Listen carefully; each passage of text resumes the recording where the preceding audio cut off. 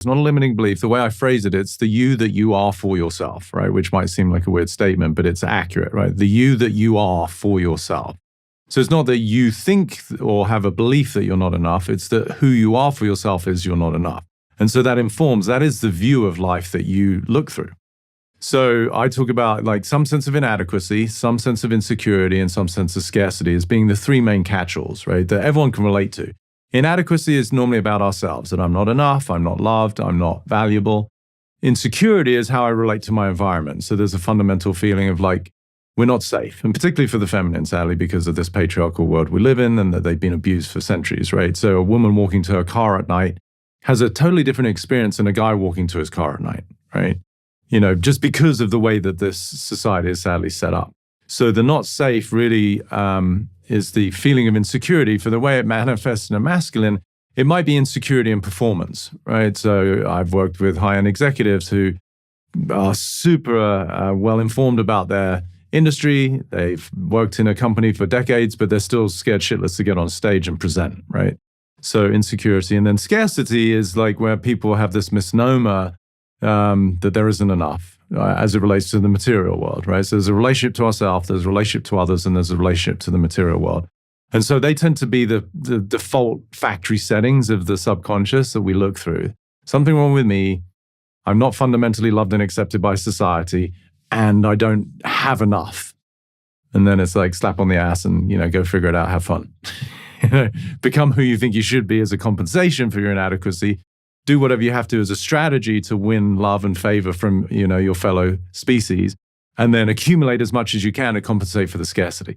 And those three right there, you start to see the idiosyncrasies that people deal with, right? People are exhausted. They're living in a pretense. They're trying to be who they think they should be in order to be loved and accepted.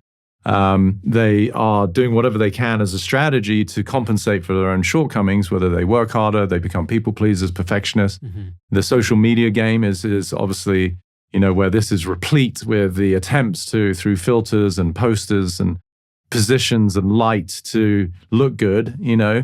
And then the hoarding mentality that it is to be human, the holding on to things as though anything exogenous to us has any value at all. It just doesn't. Mm-hmm. You know, so when you really start to see that, it's like, holy shit, no wonder people are just like sick and tired.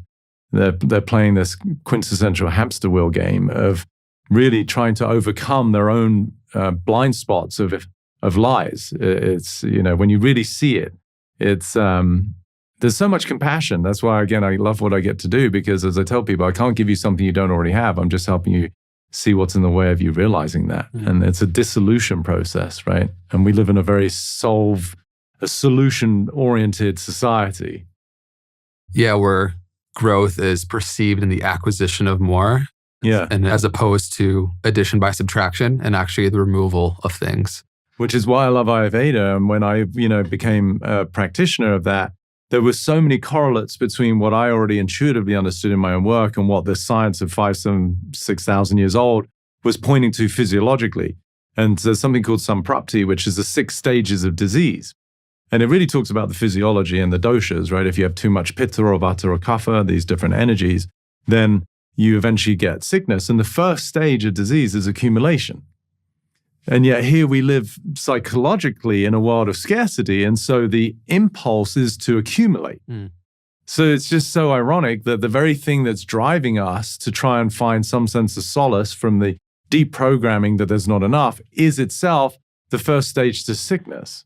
Yeah. And so it's this vicious cycle where until you realize that you are what you're looking for, like the seeker is the sought, the place we're looking from is the place we're looking for. Right? It's just so stunning when you get it, because we're playing this game of illusion, right? That there's something missing, something wrong. And now I'm going to play this compensatory role where actually the means by which I'm trying to find that which I am is creating the obstacle and the sickness that then I have to deal with. It's nuts. Yeah, no. Wonder why people fucking drink so much. It downloads pretty heavy, and I want to kind of zoom in and slow down on this aspect because it's really important we hit this. Yeah, it's a lot. I know it's a lot to process. It's so obvious to me, and I just spit it out. People are like, wait, I think he said something profound, but I don't know what the fuck he said.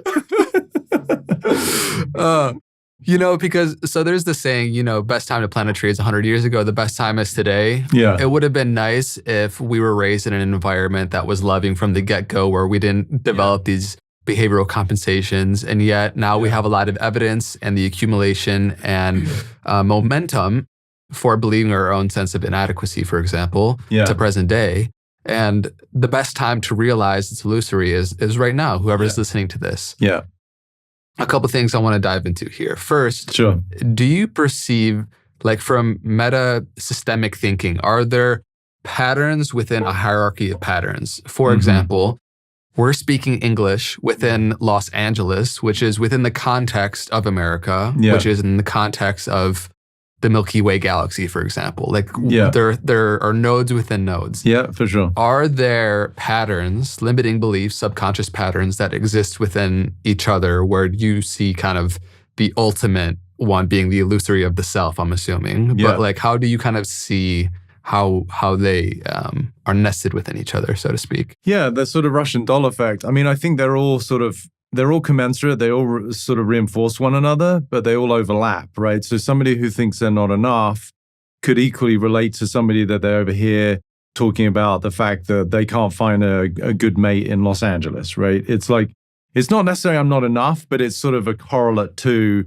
I'm not lovable, which is what the other person's experience might be. So they all overlap. I mean, it's not a distinct science in the way that I've created it, but it really speaks to, that's why those three main buckets, I think, kind of capture the human experience that everyone can relate to. Somebody out there, no matter how accomplished they are, could probably feel like, oh, I can see that sometimes I think I'm not enough, or that there's a feeling of inadequacy. So I think they all, it's sort of like a domino effect. Like once you start to see one for what it is, which is this sort of linguistic fortress, as I call it, so literally you're in a prison based on words or sound. Once you see that, then whatever else it is that you come across, even if it's a blind spot, there's a deeper knowing now, a gnosis. It's not mind-oriented, but like really systemic-oriented, where it's like, oh, hang on a minute, whatever I'm feeling, I now know is self-referral based on the way that I have some perceived limitation. It's no longer circumstantial based, right? Most people think that they're a victim of circumstance. If, fill in the blank, right? Obviously, the number one is usually if I had more money, I'd be fine. Then it usually defers to something in the family. If my wife, my husband were nicer, if my parents appreciated me, then I'd be fine. If my workplace was nicer, like you can fill in the blank of the things that people complain about.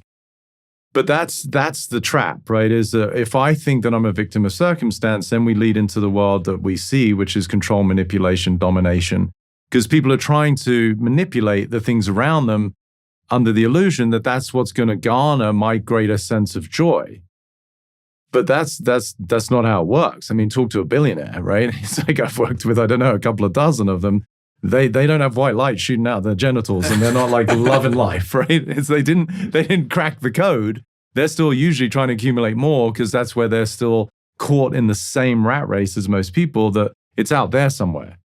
So I think the overlap is good to see. The cascade of one to the next is good to see, but really it's the fundamentals of what is it we're up against. That's the thing to see, is that, you know, as I said earlier, albeit in that sort of rapid download, we are what we're looking for. It's just we're looking through a lens of illusion that has us feel inadequate, insecure, scarce. And so once you understand the mechanism of suffering, because otherwise it becomes sort of like the allopathic world, right? You go and see a gastroenterologist, a neurologist, a cardiologist. It's all this world of separation. So someone could go to see a therapist or a psychiatrist or a spiritual teacher or a priest for some sort of counsel, and they're going to talk about the different arenas of their life, right? And so you could go from department to department of your life. Okay, there's something to do with my relationships, of which there are many, romantic, friends, family. I could look in the arena of my wealth. So it could be my literal bank accounts. It could be my career. I could look in the arena of my body and my health. And so we could just be perpetually chasing our tail, trying to perfect everything around us under the illusion that when I get everything exactly the way that my current perspective thinks it should be, then I'm going to experience peace. But you don't, because guess what? The next day you're scrolling on Instagram and you saw the latest thing that you're supposed to be doing with your body now. And you're like, fuck, I just thought I'd reached the crescendo of my physiological radiance. And now it's like, there's something else, or there's a new fashion, or there's a new thing to try. So that's where I want people to understand that the thing that we're really up against is all our own perspective. That's it. That's it. Then the world can be as it is. And it's not to say that it's ideal, and it's not to in any way dismiss that people have very challenging circumstances. They have families to raise with maybe, shortcomings in their income, and they have, certainly right now with whatever happened in LA, and people's houses have been burnt to the ground. Like, there's stuff to deal with. There's shit to handle. But the means by which we do it is what I'm interested in, right? There's what we do, and then there's the how. Right, we all do shit every day. I'm a busy guy, but am I doing it from a place of obligation, suffering, a feeling of lack? I'm trying to get away from something I'm trying to fix, or am I doing it for the pure joy of creation and being alive? Yeah. Clearly, I'm doing the first one. I'm fucking miserable. Yeah. No, so that's a long-winded answer to your question, as is often the case with me, but it's like, it's just recognizing, listen, you're not up against circumstances. You're just not. And we want to make space for the challenges that it is to be human, right? Like this 3-dimensional carbon suit I take care of, right? It needs to sleep, it needs food, it needs to get rid of waste products, right? There's things that it needs in order for me to have this interface with you and everybody else. But that's not my challenge. My challenge isn't what's going on in life. It just isn't. None of that. That is the reflection. That is the mirror through which I can start to really investigate what am I really up against, which is the limitations of my own perspective. Crack that code, forget about it.